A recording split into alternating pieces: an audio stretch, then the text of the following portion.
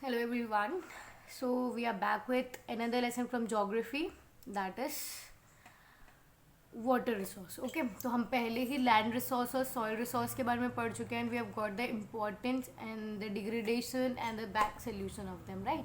So now we are going to talk about water. Okay, so let's begin our class. So particularly in this lesson what we are going to study is about water resource, about water scarcity, about dams and then rainwater harvesting. Okay, so before beginning the class बेटा हम लोग ये चीज़ बहुत पहले समझ लेते हैं कि जो अब वाटर हमारे पास अवेलेबल है, राइट? अब अगर मैं इस पर्टिकुलर चैप्टर की बात कर लेते हैं पहले हम, तो CBSE बोर्ड्स के अकॉर्डिंग भी this chapter is most easiest one. Okay, बहुत ईजी लगेगा आपको ये चैप्टर और नियरली 10 से 15 मिनट के अंदर ये वीडियो कंप्लीट हो जाएगी और लेसन भी कंप्लीट हो जाएगा आपका. Coming to the NTSC fact, of course this chapter is again important और यहाँ से आपको देयर मतलब लगभग श्योरिटीज़ में क्वेश्चन आते हैं. ओके, कि कौन सा डैम कहाँ पर सिचुएटेड है, और एकदम अभी हम लोग जब चैप्टर पढ़ेंगे तो एक दो और मैं एक्स्ट्रा आपको वन वर्ड क्वेश्चंस यहाँ पे बता दूंगी. फाइन. फिर इसके बाद हम CBSE भी अगर बात पहले भी कर चुके हैं और इसके अंदर मैं आपको गारंटीड मैप क्वेश्चन भी बता देती हूँ. ठीक है, ये डैम्स की लोकेशन आपसे पूछी जाती है. Okay, so let's move further. So this is particular like pie chart, you can see your graph, you can see, जिससे आप ये चीज़ बहुत अच्छे से समझ सकते हो कि जो वाटर अवेलेबिलिटी शो कर रहा है ना, ये तो आपको ये से क्लियरली दिख रहा है कि हमारा अर्थ जो है वहाँ पर 25% ऑफ द पार्ट कैसा है लैंड एंड रिमेनिंग 75% क्या है वाटर. फिर भी अब आप यही चीज़ सोच रहे होगे ना कि इतना सारा वाटर अवेलेबल तो है, then why we are going to study about water scarcity. See, this is what a chapter deals with, कि अगर हमारे पास इतना सारा वाटर अवेलेबल, इतनी लार्ज क्वांटिटी में वाटर अवेलेबल है, so why we are studying water scarcity. उसके बाद में हम इसको इतना इंपॉर्टेंट रिसोर्स क्यों बता देते हैं. ओके, और हमें इसको केयरफुली यूटिलाइजेशन करने की क्या ज़रूरत. Okay, will see all to these points. So if I talk about the movement of water, या फिर मैं नॉर्मल लैंग्वेज में बोलूँ तो वाटर साइकिल की जब हम बात करते हैं तो आपको भी पता है कि पहले जो रिवर्स वगैरह होती है, ओपन पॉन्ड्स वगैरह होते हैं, वहाँ से वाटर इवापरेट होता है. फिर ऊपर टॉप इन स्काई में जा कर के ये क्या होता है, वहाँ पे कंडेंसेशन प्रोसेस होती है, क्लाउड्स फॉर्मेशन होती है, फिर वही क्लाउड्स किसके वापस से क्या होता है, प्रिसिपिटेशन के फॉर्म में वो वाटर वापस से अर्थ पर रिटर्न हो जाता है ना. तो ये आपको पता है there is a movement of water, ताकि वाटर का फ्लो बना रहे, है ना. इस फ्लो को हम लोग क्या बोलते हैं, hydrochloric cycle. And with the help of this hydrochloric cycle जो वाटर हमारा कंटिन्यूसली फॉर्म चेंज करते हुए पूरे इन्वायरमेंट में मूव करता रहता है और खुद को रीस्टोर करता रहता है, right. So now we have a chapter here.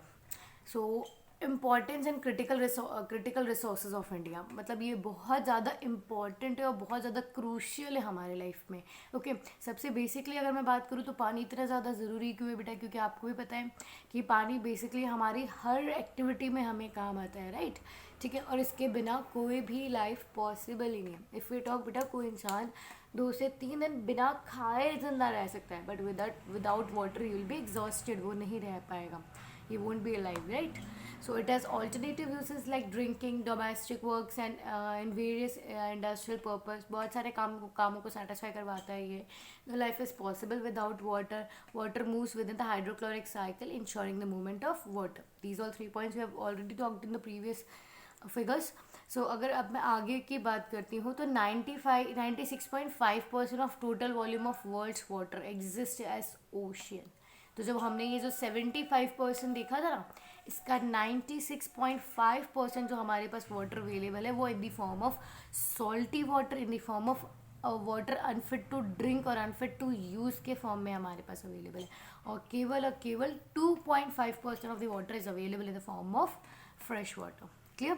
फिर अब इसमें से अब 2.5 का भी आगे फर्दर क्लासिफिकेशन हो जाता है कि इसमें से जो 70% जो है वो हमें आइस शीट्स में और ग्लेशियर्स में मिल जाता है, और रिमेनिंग 30% पानी एक्चुअल में हमारे पास available in the form of ground water. Okay, so India receives only 4% of global precipitation. India जो है वो केवल 4% ऑफ एनुअल प्रेसिपिटेशन रिसीव करता है थ्रू आउट दी वर्ल्ड का जो प्रेसिपिटेशन है ना. और उसके बाद में इंडिया की रैंक भी क्या है, 133 फॉर द अवेलेबिलिटी ऑफ पर पर्सन. ये बहुत पुअर है। और अगर मैं बात करूँ इकोलॉजिस्ट की, तो उन्होंने पहले ही एक एजम्पशन हमें दिया हुआ है, ठीक है। क्या एजम्पशन दिया हुआ है कि 2025 आते आते मतलब इंडिया वुड ऑल्सो भी in the list of countries जहाँ पर वाटर बहुत स्केर्सली अवेलेबल है, ओके। वो बिल्कुल कंप्लीटली एग्जॉस्ट हो जाएगा वहाँ पे। So moving further, this is fresh water. We have already talk about कि जितना भी टोटल परसेंट पानी हमारे पास वाटर हमारे पास अवेलेबल है, उसका केवल 2.5% हमारे पास in the form of fresh water है। उससे भी 70% कहाँ है, आइस शीट्स और ग्लेशियर्स में, और रिमेनिंग 30% कहाँ है, इन the form of ground water, okay. फिर अगर इंडिया रिसीव्स, अगर मैं एनुअल रेनफॉल की, एनुअल प्रेसिपिटेशन की बात करूँ यहाँ पे, तो इंडिया को कितना शेयर मिलता है, जस्ट अबाउट 4% इंडिया में वाटर आता है, okay, in the form of precipitation. Now what we have further is, तो अब यही चीज़, अब आपको पानी की वाटर की आपको सॉरी, तो वाटर की आपको क्रूशैलिटी समझ में आ चुकी होगी यहाँ पे, है ना। So now that is why we have to study about water scarcity, clear. बेटा पानी की स्केर्सिटी भी ना आप दो एस्पेक्ट से पढ़ोगे, quality and quantity wise, okay. तो जब मैं क्वालिटी की बात करती हूँ, तो यहाँ पर क्या होता है कि वो पानी की जो क्वालिटी है वो डिक्रीज हो गई है, ओके। और क्वांटिटी में हम उसका अमाउंट में मेजर करेंगे, उसको अमाउंट से डील करेंगे, फाइन। नाउ लुक, इसमें कंफ्यूज मत होना क्वांटिटी एंड क्वालिटी में। Let's just take an example of, मानो कि फॉर एग्जांपल आप पर पर्सन, अगर मानो कि मुझे रिक्वायरमेंट है 4 लीटर्स वाटर की, ओके। अब मुझे अगर वो 4 litre of water daily available नहीं हो रहा है, उसकी क्वांटिटी अगर शॉर्ट हो रही है, तो वो क्या हो जाएगा, क्वांटिटेटिव मैटर में मुझे पानी की कमी हो गई है, स्कैसिटी हो गई, ओके। और अगर मैं यही क्वालिटी की बात करती हूँ, तो क्वालिटी में क्या होगा, मुझे वो 4 लीटर्स वाटर अवेलेबल तो होगा, पर उसकी quality will not be so good और it will be unfit for my use, okay. तो यहाँ आप समझ रहे हो, एक क्वालिटी की हम कैसे बात कर रहे हैं और क्वांटिटी की हम कैसे बात कर रहे हैं, फाइन। अब इसको आपको फर्दर आप इसमें देखोगे तो आपको एग्जाम्पल्स भी यहाँ पर अवेलेबल है कि क्वांटिटेटिव एस्पेक्ट्स में हम लोगों ने क्या क्या रीजंस होते हैं। ग्रोइंग पॉपुलेशन, अब जैसे जैसे पॉपुलेशन बढ़ती जाएगी, पानी भी उतना ही ज़्यादा डिस्ट्रीब्यूट होता जाएगा among people. Commercialisation of agriculture, आपको भी पता है एग्रीकल्चर में बहुत ज़्यादा पानी, अगर आप उसको कमर्शियल वे में यूज़ करोगे तो आपको बहुत सारा पानी चाहिए फार्मिंग करने के लिए, right. Industrial and urbanization, industry में भी बहुत सारे इंडस्ट्रियल में, मतलब मैक्सिमम मान लो कि वहाँ इलेक्ट्रिसिटी जनरेशन या रॉ मटेरियल के फॉर्म में बहुत सारे फॉर्म में पानी का यूज़ किया जाता है। Urbanization also another expect. So now as if we look to the qualitative aspects, we have pollution. अब पानी pollute क्यों होता है, water pollution क्यों होता है, by domestic industrial waste, chemical, pesticides and fertilizers used in the agriculture. ये सारे ऐसे agents हैं जो हमारे पानी को क्या कर देते हैं, pollute कर देते हैं, okay. Let's move further. Okay, so we have dams. अब हमने इसी स्केर्सिटी को डील करने के लिए now what we are going to talk about is dam. इसे हम लोग मल्टीपर्पज़ प्रोजेक्ट्स भी बोलते हैं, ओके। एंड सबसे इंटरेस्टिंग फैक्ट बताओ, जो हमारे पंडित नेहरू है, पीटी नेहरू, ओके, जवाहरलाल नेहरू, उन्होंने तो डैम्स को टेम्पल्स ऑफ मॉडर्न इंडिया भी बोला है। मतलब ये इतने ज़्यादा प्रोडक्टिव, इतने ज़्यादा यूज़फुल है, इनके भी मल्टीपर्पज़ हमें इस प्रोजेक्ट सपोर्ट कर रहे हैं, मल्टी मैनर्स में हमें ये सपोर्ट कर रहे हैं, तो उन्होंने तो इसे क्या बोल दिया था, टेम्पल्स ऑफ मॉडर्न इंडिया। सो अगर मैं पर्टिकुलरली डैम की बात करूँ बेटा, तो डैम है क्या, it is just a barrier across the flowing water. जब हम किसी भी एक फ्लोइंग वाटर को किसी बैरियर के साथ रोक लेते हैं, उसका पानी वापस स्टोर कर लेते हैं, ठीक है, बैरियर के थ्रू, तो डैम हो जाता है, ओके। तो now we are going to study the uses of dam. So what is the uses of dam? It has electricity, it is used for electricity generation, flood control, water supply, fish breeding. ये उसके अलग अलग काम है, फायदे like benefits also we can talk about, या उससे हमें क्या क्या चीज़ें हम डैम से यूजेस ले सकते हैं डैम्स के। It helps in controlling of flood and drought. It checks soil erosion. It provides water for irrigation, drinking, etc. It generates electricity. It provides inland navigation. It provides recreation. Recreation मतलब entertainment activities like boating, fishing. Okay, preservation of wildlife, forest. So these are the particular points that, मतलब ये हम ये समझ सकते हैं कि हमें डैम्स ने किस तरीके से हमें हेल्प किया। और अगर बेटा मैं बात करूँ आर्कोलॉजिस्ट और हिस्टोरिकल्स के बेसिस पे भी ना, हिस्टोरियंस के बेसिस पे भी, तो उन्होंने एविडेंस देखे हैं, उन्होंने ही हमें एविडेंसेस बताए हैं कि जो ये डैम्स हैं ये पास्ट में राजा वगैरह भी यूज़ किया करते थे, ओके। वो एनी टास्क दे कुड, मतलब लाइक वो जनरली वाटर बैरियर्स के फॉर्म में ही वो उसे यूज़ किया करते थे. Okay, so moving further, this is a very important question now you are going to get from here. आपको यहाँ पर मैपिंग के लिए भी क्वेश्चन आ जाता है कि फॉर एग्जांपल मान लो कि मैंने आपसे यही पूछ लिया कि कोसी, ओके, कोसी जो हमारा मल्टीपर्पज़ प्रोजेक्ट है वो कौन से स्टेट को बेनिफिशियल्स देता है, तो दैट इज़ बिहार. कौन सी रिवर पे बना हुआ है, Kosi. So important one word question मिल गया आपको यहाँ पे. So remember this very well, it is important, mark a star here. Okay, so moving further, we have is, see, Pandit Nehru proclaimed dams as the temples of modern India. We have talked about it. अब बेटा क्या है ना, इन हर चीज़ अगर हम जब exclusive manner में use करने लग जाते हैं तो उसके ड्रॉबैक्स भी हमारे सामने आ जाते हैं. So for comparing the drawbacks of dams, what we have is they have an adverse effect on fertility. They have an adverse impact on aquatic life, and because of that we lose our biodiversity. Because of that there is also a changing cropping pattern and unequal distribution. See, आप अगर इन चीज़ों को समझने की कोशिश करोगे ना, बहुत ईजी समझो कि पहले तो अगर आपको ये पता था कि डैम क्या होता है, एक बैरियर होता है जो फ्लोइंग वाटर को कंट्रोल कर देता है या वहीं पे स्टॉप कर लेता है ना. तो अब क्या होगा जो बेटा कि वहाँ की उस पर्टिकुलर फ्लोइंग वाटर की जो एक्वाटिक लाइफ थी अब वो उससे सफ़र करेगी, राइट. तो इसकी वजह से क्या होता है, उन पर बहुत बुरा इम्पैक्ट होगा और इसी की वजह से हमें बहुत सारी फिशेज़ वगैरह जो ब्रीड्स होती हैं वो इस चेंज में अडॉप्ट नहीं कर पाती हैं. There is seen a loss of biodiversity. अगर अब नेक्स्ट अगर आप देखो तो पहले बेटा हमारे कंट्री में क्या होता है ना, हमारी कंट्री जो है that is highly dependent upon monsoon for agriculture. Okay, तो जैसे जैसे हम लोगों ने डैम्स कंस्ट्रक्ट करें, इरिगेशन प्रोसेस को डेवलप किया है, तो अब हम लोगों ने क्या किया है एक पर्टिकुलर ईयर के अंदर. ओके, पहले तो क्या होता था, बारिश आती थी उसके अकॉर्डिंग हमारा क्रॉपिंग पैटर्न डिसाइड होता था. पर अब जैसे पानी पहले ही अवेलेबल है फॉर इरिगेशन, तो हम क्या करते हैं, मल्टीपल क्रॉपिंग करते हैं थ्रू आउट द ईयर. ठीक है, अब इसकी वजह से क्या होता है कि अगर एक पीस ऑफ लैंड पे आप कंटिन्यूसली बहुत बार एग्रीकल्चर कर रहे हो, एक ही साल में अगर मैं दो तीन बार अगर मैं वहाँ पे क्रॉपिंग कर रही हूँ, तो उसकी वजह से क्या होता है, सॉइल की फर्टिलिटी लूज हो जाती है. ओके, अगर हम डैम्स की बात करें तो बेटा अगर आपको बहुत अच्छे से पता है, अपने प्रीवियस क्लास में ड्रेनेज सिस्टम पढ़ा था, है ना, तो वहाँ पे हम लोगों ने रिवर डिस्ट्रीब्यूशन भी पढ़ा था. तो दैट इज़ अनइक्वल डिस्ट्रीब्यूशन, पानी जो है वो इक्वली स्टेट्स में अवेलेबल या डिस्ट्रीब्यूटेड नहीं है. तो अगर अब हम लोग एक और कुछ और भी हमारे पास है यहाँ पे ड्रॉबैक्स, वो भी हम लोग पढ़ लेते हैं. This is something similar to that. Okay, so no need to get confuse. Slowing natural flow of river, सीधी बात है ना बेटा, फ्लोइंग रिवर को अगर आप रोक लोगे तो उनका उसका जो फ्लो होगा वो थोड़ा सा कम हो जाएगा. excessive sedimentation at the bottom of the reservoir is leading to rockier steamy beds. Okay, अब सीधी बात है, पहले जो रिवर बेड्स आ रहे थे, पहले जो सेडिमेंट्स आते थे रिवर के साथ में, वो फ्लो होकर के धीरे धीरे सेटल होते जाते थे एंड दी एंड वो कीप ऑन फ्लोइंग रहते थे, वो हमेशा फ्लो में रहते थे. पर अब क्या हो, मैंने पानी में एक बैरियर बना दिया, तो सारे सेडिमेंट्स आकर के वहीं पर सेटल हो गए. फाइन, इसकी वजह से वहाँ पे क्या बन गया, रॉकियर स्टीम बेड्स बन गए. Okay, poor habitat for the aquatic life, we have talked about this.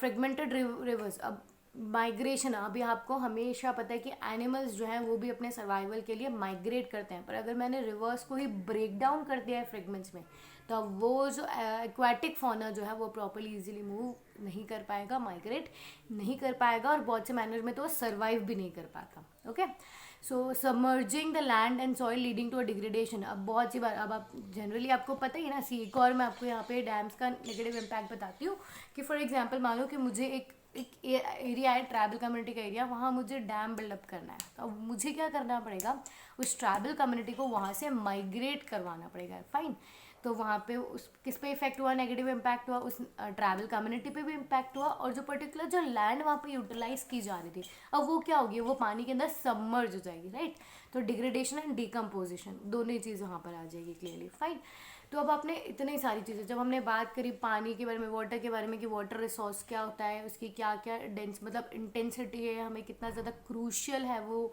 तो उसे सेव करने के लिए हम लोगों ने क्या यूज़ किया, टेम्पल्स ऑफ मॉडर्न इंडिया हम लोगों ने यूज़ किया इन द फॉर्म ऑफ डैम्स और मल्टीपर्पज़ प्रोजेक्ट्स. तो अब जब मल्टीपर्पज़ प्रोजेक्ट्स हम लोगों ने कंप्लीट कर लिए थे, तो हम लोगों को बहुत क्लियरली विजिबल है कि ये जो मल्टीपर्पज़ प्रोजेक्ट्स हैं इनके भी कुछ नेगेटिव इम्पैक्ट्स हैं.